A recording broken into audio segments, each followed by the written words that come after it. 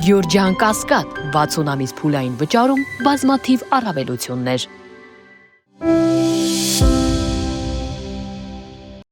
Մերձավոր արևելքի իրադարձությունները նավթի մեկ բարելի արժեքը ավելի քան $100 դարձրին։ Նավթի գնի փոփոխությունը ուշադրության կենտրոնում է հայտնվում, քանի որ ազդեցություն է ունենում բազմաթիվ ոլորտների վրա, եւ այն կարող է Հայաստանի համար լրացուցիչ գնաճի պատճառ դառնալ։ Գների բարձրացման առաջնային պատճառներից է համարվում Հորմուզի նեղուցի փակումը, որտեղով անցնում է նավթի համաշխարհային մատակարարումների 20%-ը, եւ որի փակումից հետո դեֆիցիտ է առաջացել համաշխարհային շուկայում։ Խնդրի ժամանակավոր լուծման համար գերտերությունները լրացուցիչ խմբականակներ են հանում շուկա։ Մասնագետները կարծում են, որ եթե պատերազմը երկարի, ապա պահուստային նավթի գործածումը չի փրկի իրավիճակը, եւ դեպքերի նման զարգացման պարագայում նավթի գինը նրանց կանխատեսումով կարող է բարձրանալ ընդհանուր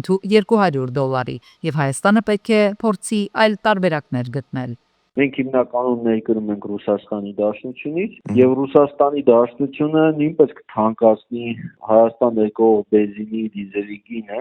հաշվի առնելով նաեւ նավթի գների թանկացումը։ Մենք պետք է փորձենք այլընտրանքային ներկրողներ գտնենք, պետք է փորձենք տրանսպորտային ծախսերը նվազեցնել, որը հնարավորություն կտա մեղմել այդ բարձրացման բեռը։ Հայաստանում ըստ մասնագետների տարեկան սպառվում է մոտ 460,000 տոննա բենզին եւ դիզել, եւ ադրբեջանական վառելիքը չի կարող երկար ժամանակ երկրում ապահովել ցածր գնել։ Բացի այդ, այնպես է ստացվում, որ այնտեղ նույնպես խնդիրներ կան վառելիքի հարցերում, եւ դրանով պայմանավորված էժան գնով վառելիքի արտահանումը Հայաստան քիչ հավանական է դառնում։ Ներկայումս մրցակցությունը բենզին-դիզելային շուկայում մեծացել է, կարծում են մասնագետները, որով պայմանավորված կողմերը փորձում են պահպանել մրցակցային գները, սակայն պահուստում եղածները նորից թանկացնում են լրացուցիչ շահույթ ապահովելու համար։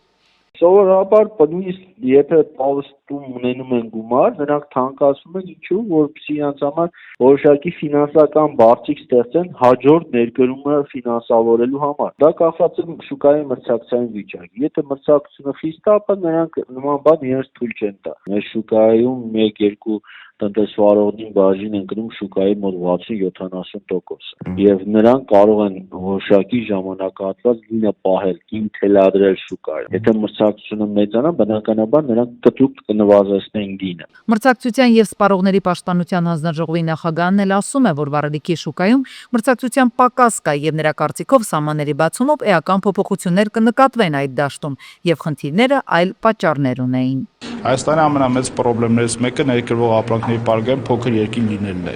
Այսինքն փոքր երկիր լինելով հանդերձ դու մեծ չափով չես կարողանում ձեռքբերումներ իրականացնել, այստեղ բնականաբար խոշոր արտադրողները նույնիսկ ուղիղ աշխատելու շատ մեծ ցանկություն չեն ունենում հաճախ մեր տնտեսվարողների հետ, եւ այստեղ որոշակի գները ավելի բարձր են, քան ռեգիոնների երկրներում։ Իսկ Հայաստանը հաջողություն գրանցել է շատ ոլորտներում, բայց ամենամեծ հաջողությունը կարծում եմ մեր դիվերսիֆիկացիան է։ Այսպիսով միջազգային շուկաներում նավթի գների յուրաքանչյուր փոփոխություն կարող է շղթայական ազդեցություն ունենալ տարբեր երկրների տնտեսությունների վրա, թե ինչպես կընթանա իրավիճակը առաջիկայում մեծապես կախված կլինի աշխարհաքաղաքական զարգացումներից, նավթ արդյունահանող երկրների որոշումներից եւ համաշխարհային պահանջարկից։ Համացանցում կամ այլ հարթակներում վիրավորական խոսքը կամ մեկնաբանությունը գնալով ավելի լուրջ մարտահրավեր է դառնում հասարակության համար, նկատում են մասնագետները։ Սոցիալական ցանցերի արագ զարգացումը հնարավորություն է տվել ազատ արտահայտվել, սակայն այդ ազատության հետ մեկտեղ հաճախ տարածվում են վիրավորանքներ, սպառնալիքներ եւ անհանդուրժողականություն տարածող արտահայտություններ։ Փաստաբանները ասում են, որ քաղաքացիները հաճախ բողոքում են, որ խոսքը մի դեպքում որպես ատելություն չի գնահատվում, մեկ այլ դեպքում նույն խոսքը կարող է համարվել ատելություն։ Նրանք նշում են, որ սոցցանցերում ատելության խոսքի գրառումները որոշ դեպքերում կամ ընտրական է կիրառվում, կամ դատարաններում գործերը տարբեր ելքեր են ունենում։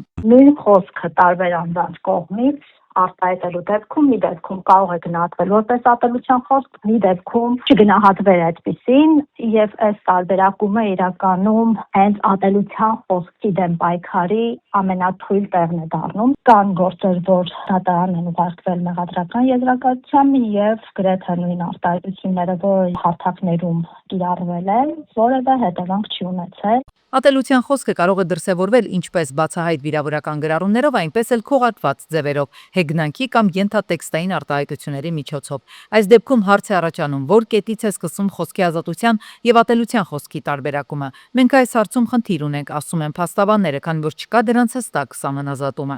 Մենք ինչպես ենք մեկնաբանելու խոսքի ազատության մեջ է մտնում անձի արտահայտածը, այս խոսքը պետք է քրեականացվի, թե դրա համար պետք է ենթարկվի անձը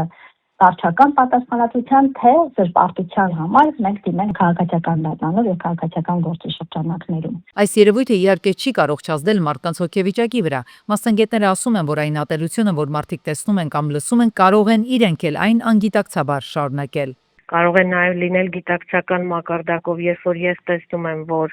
շրջակա միջավայրում բոլորը նույն ձևաչափով են, դա սկսում է ինձ վրազդել եւ ես նույնպես դա կիրառում եմ որպես միջոց սոցիումի հետ փոխազդեցություն կառուցելու համար։ Սա կախված է թե մարդը ինչ կրթական աստիճան ունի, ինչ հոգեբանական հասունության աստիճան ունի։ Մասնագետները պնդում են, որ երևույթը կապված է մարդկանց ինքնագնահատականների, վախերի եւ այլ անհատական առանձնահատկությունների հետ։ Հոգեբանական տեսանկյունից բացատրություն կա, թե ինչու է անձը համացանցում ավելի ազատ արտահայտում ագրեսիան։ Մասնագետները պարզաբանում են, որ սոցցանցում մարդու դեմքը չի երևում եւ ավելի ազատ է արտահայտվում։ Ես որ խոսքը սոցիալական ցանցերի մասին է գնում, այստեղ այլ մեխանիզմներ կարող են աշխատել, փոխհատուցման մեխանիզմներ, ագրեսիան թոթափելու մեխանիզմներ, այսինքն մարդը ուզում է թոթափել, այլ տեղեր չի կարող թոթափել, սոցիալական ցանցում թոթափում է։ Ի վերջո խոսքի ազատությունը արժեք է, սակայն այն առավել արդյունավետ է այն դեպքում, երբ ուղեկցում է պատասխանատվությամբ։ Մասնագետները հիշեցնում են, հանրային առողջ միջավայրի ձևավորումը սկսվում է հենց յուրաքանչյուրի խոսքից։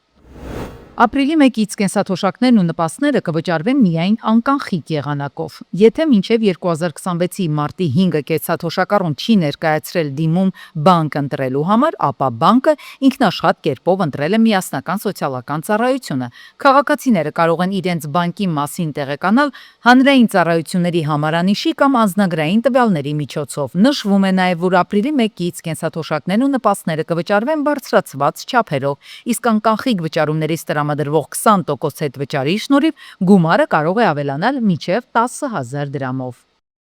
Վարորդական վկայական ստանալու process-ը բարդացվել է եւ բարդը որն է գործնական քննության process-ը մի քանի անկյունից նկարվում է։ Կոռուպցիոն process-ներն են այդպիսով փորձում կանխել։ Պարբերաբար իրավապահները հայտնաբերում են խմբերի, որոնք վկայականների չակերտավոր առևտրով են զբաղվում։ Ենթադրվում է, որ նման փոփոխությունների շնորհիվ այլևս այդ խմբերին չեն հայտնաբերի։ Իսկ ինչի համար են գլոբալ այս փոփոխությունները։ Ճիշտ է, երթևեկության վիճակի բարելավման։ Ներքին գործերի նախարարը օրինակ վստահ է, որ այս քայլերն արդեն տվել են արդյունքներ։ Մեր հանրապետությունում գնալով ավելանում է տրանսպորտային միջոցների թիվը, գիտեք, որ այն հասնում է շուրջ 1 միլիոնի եւ այս պայմաններում տրամաբանական է, որ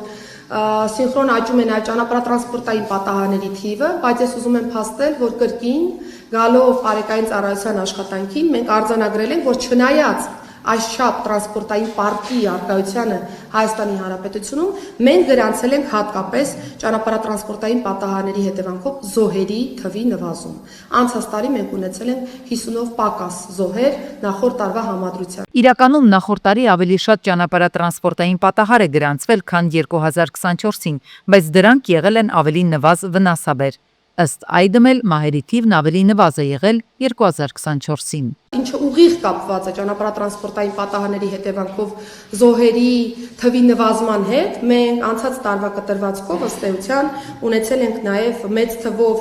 անձինք, ում որ բարեկային ծառայության հետևողական աշխատանքի արդյունքում զրկել ենք վարորդական իրավունքից։ Այդ թիվը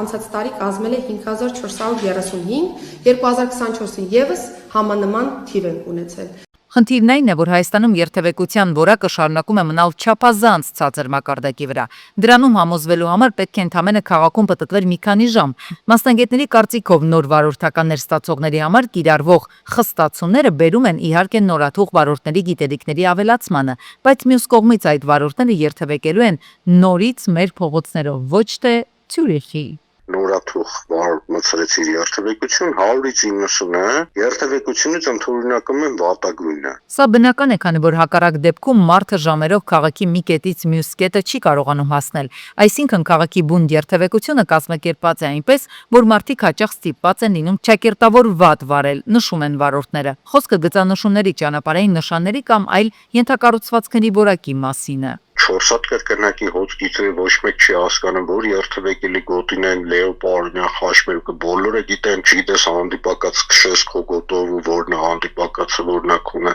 Երթևեկությունը եւ տրանսպորտի կառավարումը բազմաշերտ խնդիր է, հնարավոր չէ 1-2 գործիքով այն բարելավել։ Առաջին հերթին պետք է լինի կառույց, որը կզբաղվի այս խնդրի համագարկային լուծումներով։ Երկրորդը պետք է վերջապես ֆիքսվեն եւ վերացվեն սև կետերը։ Մի 10 փողոցի վրա հատված կա, մոտ 200 մետր հատված կա։ Մի տեղ չի, էլի 200 մետրը մոտ մի 3 շենքի հատված է։ Դրա մոտ Հայաստանի Հանրապետությունում ամենաշատ հետնյոթների մահվան ելքով վթարներն է եղել։ Հիմա եթե օրինակի համար ասես եկեք այս մասը ցանկապատենք, ինչ-որ ագրազենի անենք, բան, միանշանակ եմ ասում, բոլոր հանճարները ելնելու են, ասենք, քաղաքի տեսքը գցում է։ Նախորդ տարի հայտնի դարձավ, որ Հելսինկիում որևէ մահ չի գրանցվել ճանապարհների եւ դա քաղաքային իշխանությունների հետևողական աշխատանքի արդյունքն էր։ Մարդիկ ուսումնասիրել եւ պարզել են, որ այս ինչ հատվածում պետք է գծանշումն այնպես փոխել, ճանապարհն այսպես կահավորել, վարորդների նկատմամբ էլ այսպիսի սանկցիա կիրառել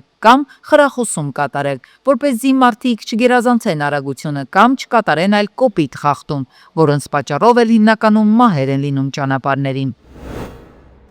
Արմավիրի մարզի վաղաշաբաթ խոշորացված համայնքի երկրորդ թաղամասը ասֆալտապատման կարիք ունի։ Արամ Մանուկյան եւ հարակից փողոցների բնակիչների խոսքով այս թաղամասում բնակիչների թիվն օրորի ավելանում է, իսկ ճանապարհաշինարարության աշխատանքները ամեն տարի հետաձգվում։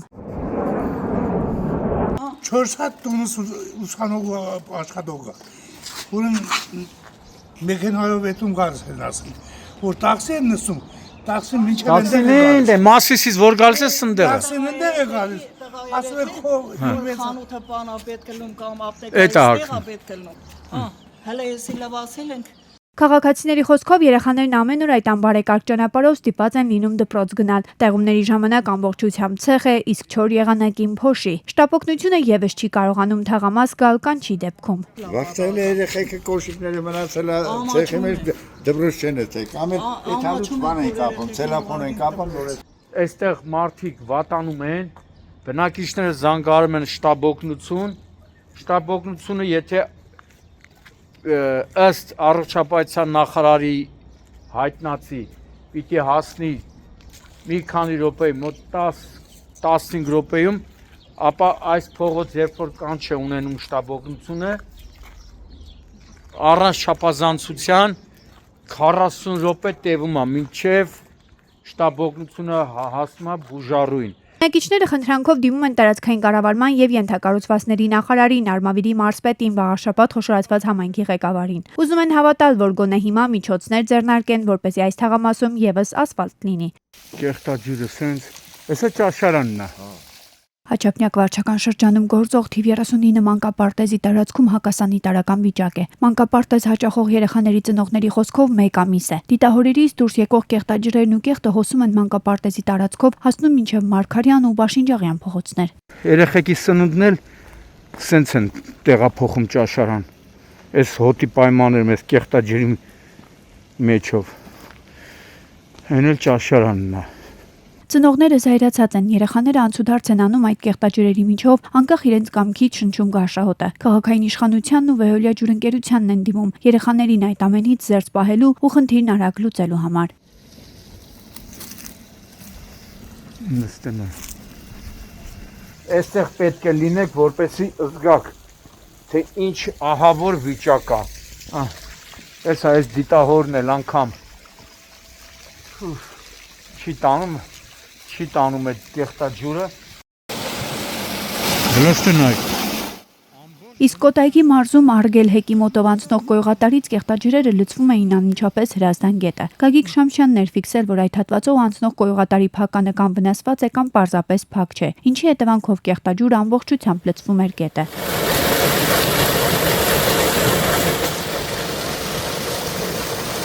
Խնդրում ենք, որպեսզի հրատապ գտնեն այս գլուխ գործոցի ճարտարապետին, Չակերտավոր ասած ճարտարապետին պատժել օրենքի ողջ խստությամբ։ Հրապարակումից կարճ ժամանակ անց տարածքային կառավարման եւ ենթակառուցվածքների նախարարն ու ՀՑԿՀ նախագահն են միջամտել։ Ժամերի ընթացքում օպերատիվ կերպով Վեոլիա ջուրը լուծել է խնդիրը։ Խնդրում ենք Վեոլիա ջրին, որպեսզի այս փականները փոխեն նորով, էլի։ Իսկ սա մարտի 16-ին է Մալաթիա Սեբաստիա վարչական շրջանում։ Սելավատարների խցանման պատճառով տեղացած Առատանձրև Իսակովի պողոտայի կամրջի տակ արհեստական լճակ էր ստեղծել։ Բազմաթիվ վարորդներ մեքենաների համարանիշներն էին կորցրել։ Մի քանի ժամ սակայն այդպես էլ Երևանի քաղաքապետարանից ու Վեոլիա ջուրընկերությունից չէին ժամանել։ Ահավոր վիճակա, այստեղ լիքը մեքենաներ կան, որոնց վարորդները սպասում են ջուրը նստի, որ կարողանան համարները գտնել։ Միայն վարորդներին օգնության են հասել ոստիկանության բարեկային ծառայության Երևան քաղաքի գնդի 3-րդ գումարտակի պարեկները։ Նրանք քաղաքացիների հետ միասին 20-ից ավելի մեքենայի համարանիշ են դուրս բերել։